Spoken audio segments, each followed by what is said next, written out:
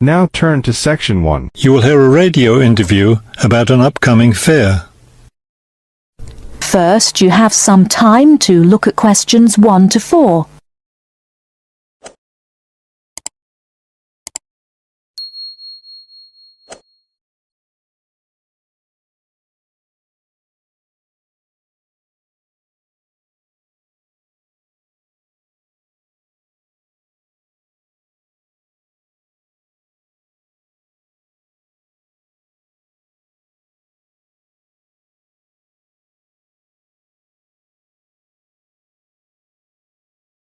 Now we shall begin. You should answer the questions as you listen, because you will not hear the recording a second time. Listen carefully and answer questions 1 to 4.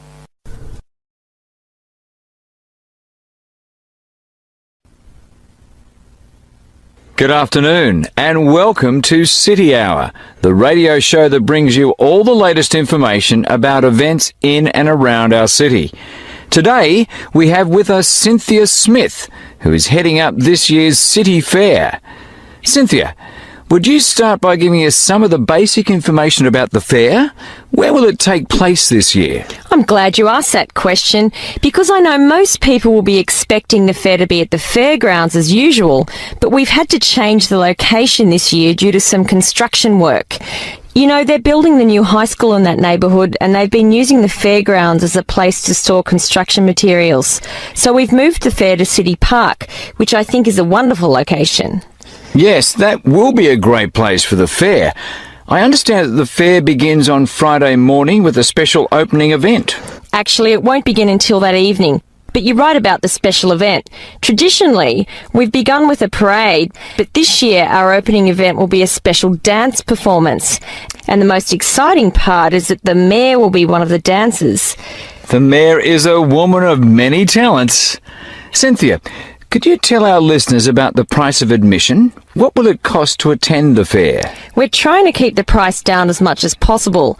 A 3-day pass is just $25, or you can buy a Saturday or Sunday only pass for $15. The opening event on Friday, the dance performance, doesn't cost anything to attend, and we're hoping a lot of people will come to watch that.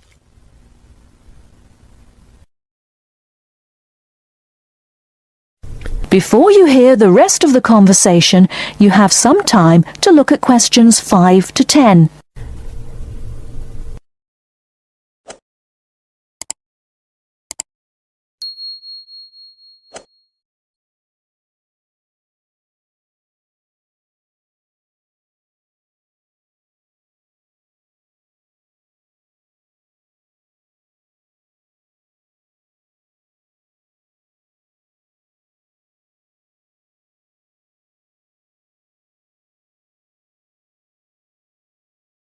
Now listen and answer questions 5 to 10.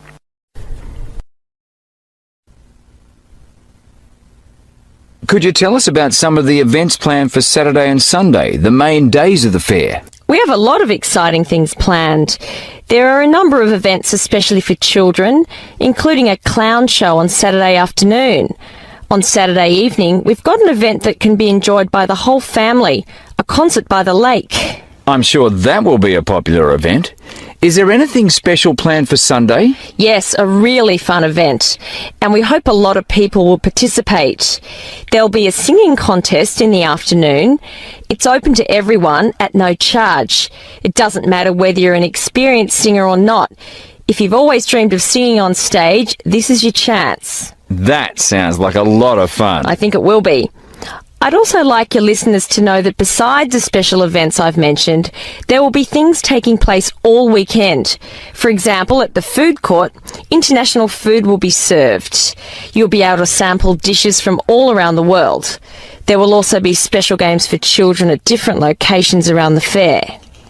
Will there be things people can buy, souvenirs, anything like that? We have a large area set aside where there will be crafts for sale. This will be an opportunity to buy many lovely handmade things and to get to know some of our local artists and craftspeople as well.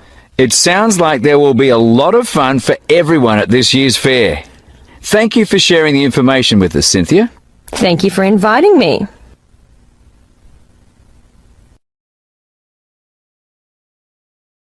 That is the end of part 1. You now have half a minute to check your answers.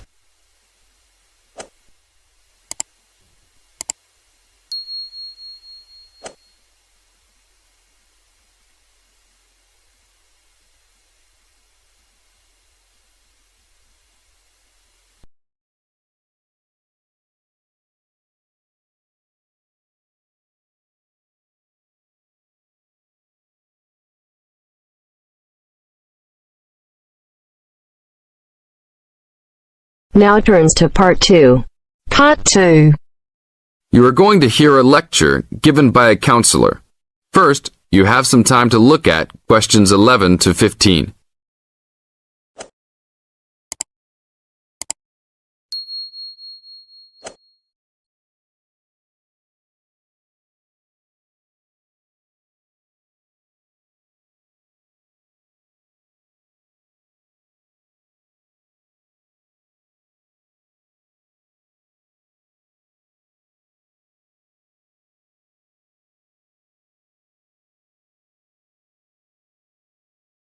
Now listen to the tape and answer questions 11 to 15.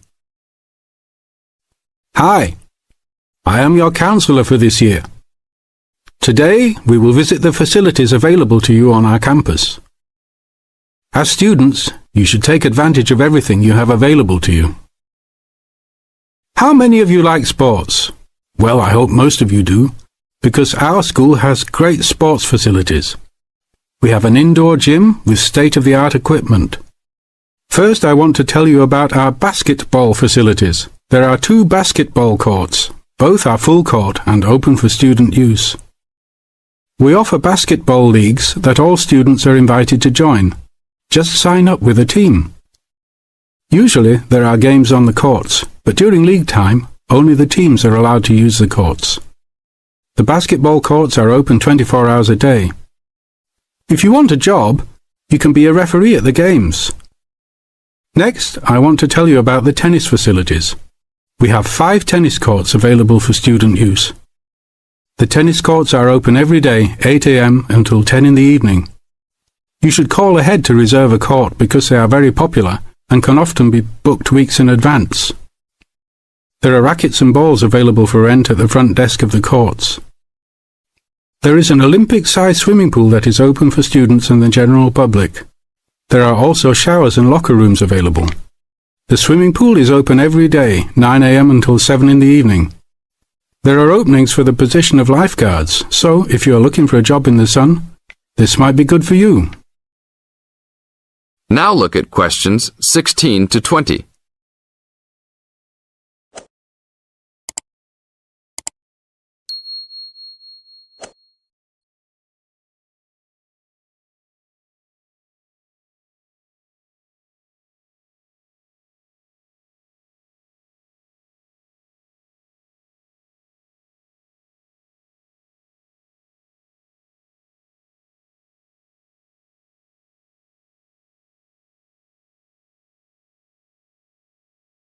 Now listen to the tape and answer questions 16 to 20.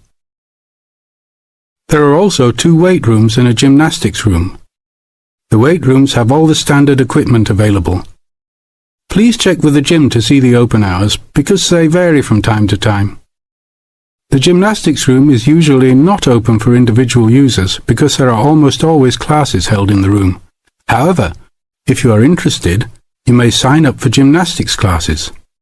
Plus, if you like martial arts and boxing, we offer classes for everyone, from beginners to advanced students. Please check the schedule for availability. There is everything available, from Chinese wushu to Brazilian wrestling.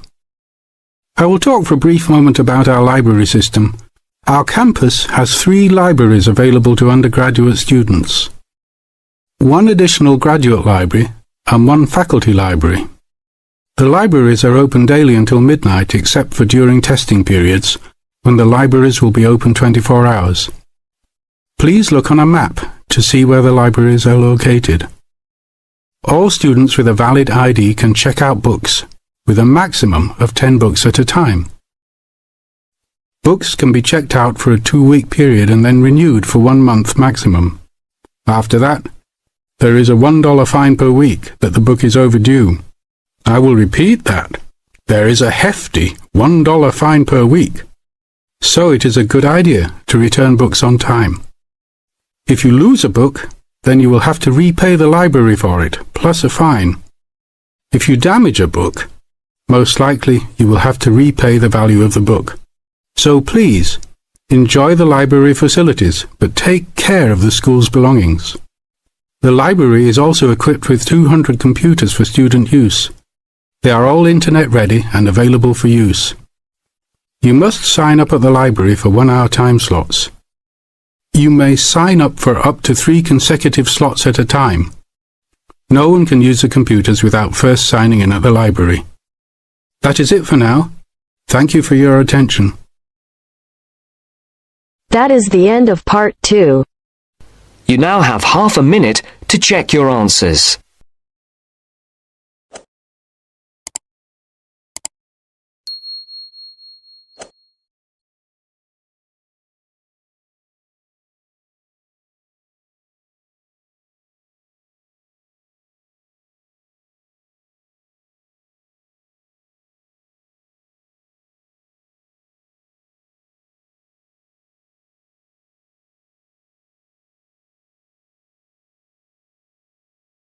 Now turns to part 3. Part 3.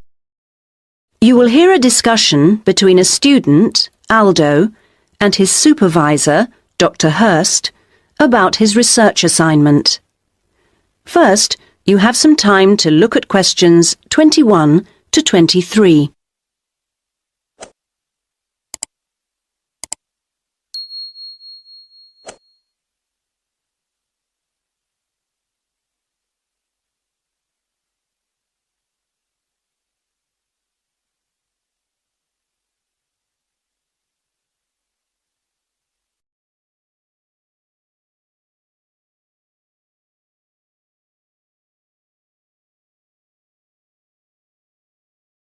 Now listen to the first part of the conversation and answer questions 21 to 23.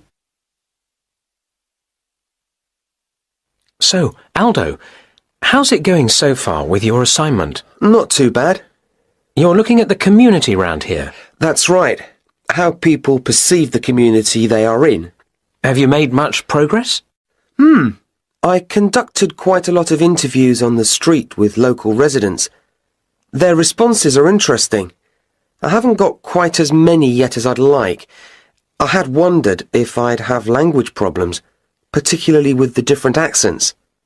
I seem to have managed, though.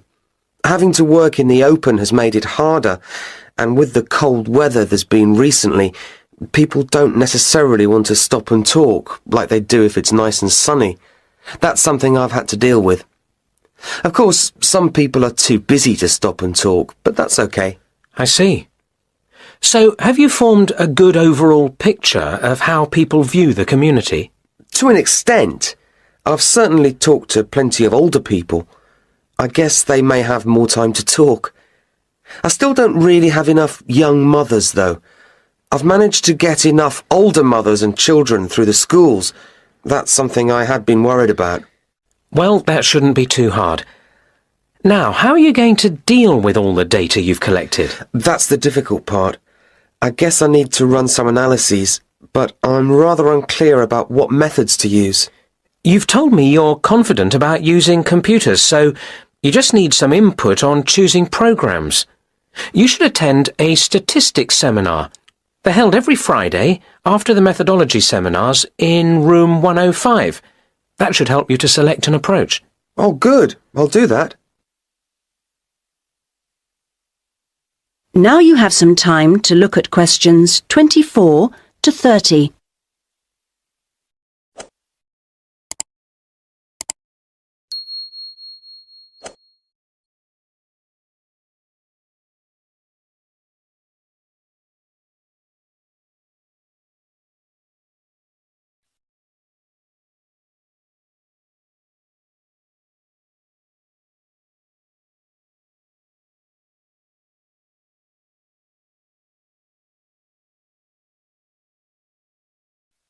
Now you have some time to look at questions 24 to 30. Meanwhile, let's hear something about what you've learned. Yes, I talked to a number of residents. Good. I imagine they didn't always have the same opinions. Views were certainly quite mixed. Take sports facilities. In general, people seemed to think they weren't very good. There's no swimming pool in the area, for example. But at the same time, there's a new football training area. It looks very smart to me, but it doesn't seem to get used very much. People seem to prefer sitting around in the parks. They enjoy that, taking picnics and so on. Although they want the council to be more efficient at cleaning, there's a lot of litter. People are obviously very concerned about their children's learning. The general view seems to be that early schooling at primary level is of a good standard in the area, but that this standard declines as children move up through the system. The colleges were criticised in particular. OK, now are you going to collect any more data? Some, I hope. There's a local festival next week, and I think the events there will give me some useful opportunities. I talked to a council officer about it all. Good. What does it involve? First, there's a dance show, which I'm sure I'll enjoy. The council explained that the concert hall's being renovated and won't be ready in time, so it's being held in the main square, which I think will be better anyway. At least I'll have more space to wander around in. True. And so I hope to be able to carefully watch the age groups that are there in the audience and make notes about how they interact. So that's one event. Then the following day there's another interesting event which I look forward to going along to, and that's a cookery competition. Oh yes, interesting. I think so. Yes, that one's being organised in the town hall, which has a big space apparently. With food and cooking from all the different people in the area, the council officer told me that it'll be a good chance to find out about the different cultures that make up the community. Sounds promising. Then there's one more event I'd like to go along to. The council officer promised me that the courses fair will be interesting. It's going to be in the Langtree Theatre, and the officer said lots of teachers will be there. I've already talked to plenty of them, but he advised me to put some questions to the head of education, who will also be there. That's all very useful. OK, I suggest you come back next week. That is the end of part 3. You now have half a minute to check your answers.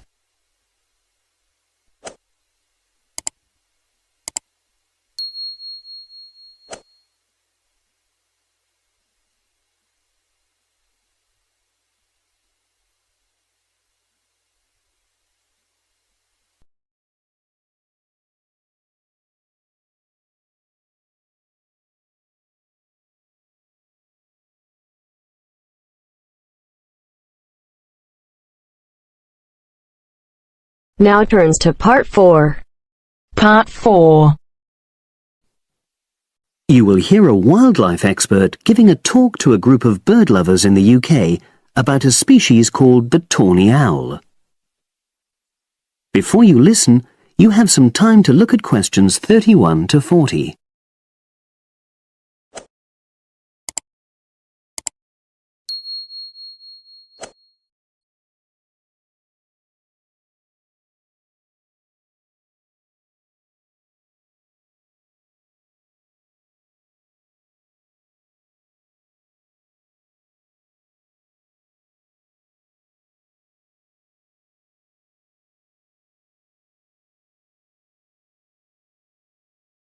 Now listen and answer questions 31 to 40.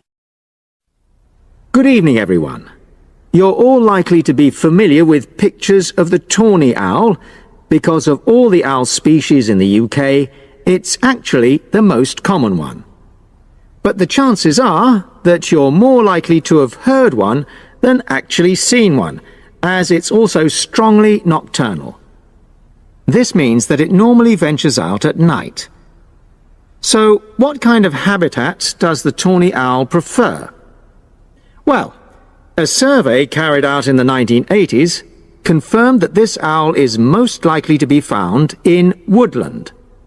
If you look at a map of tawny owl distribution across Britain, you'll only see gaps in the treeless marshy areas of eastern England and in some of the more upland parts of northwest Scotland. However, you can sometimes find populations of tawny owls in urban areas too, either in parks or in large gardens. The tawny owl shows some obvious adaptations to its natural habitat. For example, both its wings and its tail are short, which helps it to maneuver through the trees. Also, the bird's plumage is a mixture of brown and grey, and this provides suitable camouflage for when the owl perches up against a tree trunk. Then there are its large eyes. The tawny owl's visual capacities are considerably better than those of humans, and although it can't see in complete darkness, it's sufficiently well equipped to be able to navigate its way around woodland on all but the most overcast nights. Another factor that contributes to the tawny owl's success as a hunter is its excellent memory of the layout of different areas. If you combine this ability with the owl's strongly territorial and sedentary nature, most populations of tawny owl are sit-and-wait predators, you realize that it has a good opportunity to predict where prey might be found. Finally, as well as having large eyes, the owl's sense of hearing is excellent, and this helps it to locate potential prey as it sits on its perch.